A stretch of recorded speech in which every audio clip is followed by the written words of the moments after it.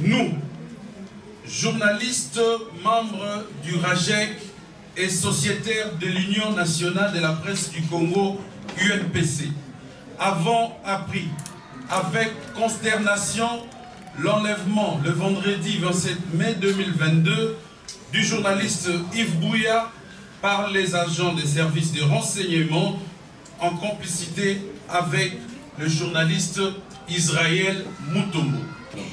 Avec la dernière énergie, nous réprouvons cette grave dérive et vilaine pratique qu'utilisent ces messieurs pour jeter les journalistes dans la gueule du loup. Nous considérons qu'en prétextant une plainte devant les juridictions de droit commun à charge de M.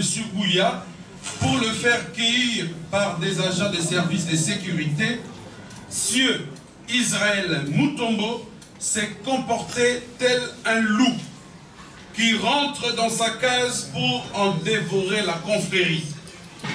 Plus grave, se comportant en intouchable et se bombant le torse d'avoir des parapluies politiques puissants recrutés dans l'actuel pouvoir.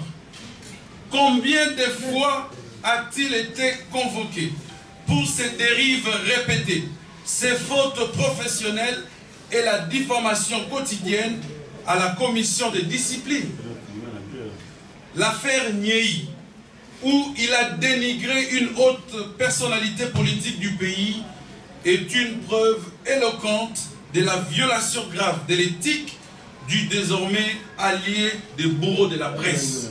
Nous attirons l'attention des juges de la commission des disciplines sur la fermeté qu'ils doivent adopter pour décourager les brebis galeuses qui, au lieu de défendre les intérêts de la corporation, sont devenus des relais et espions au service du mal.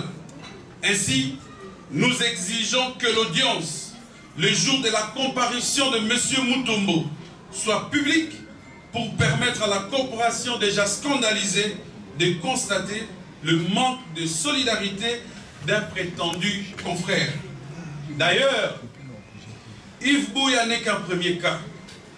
D'autres journalistes sont sur la liste rouge des prédateurs de la presse qui sont déterminés à bâillonner totalement la liberté de la presse.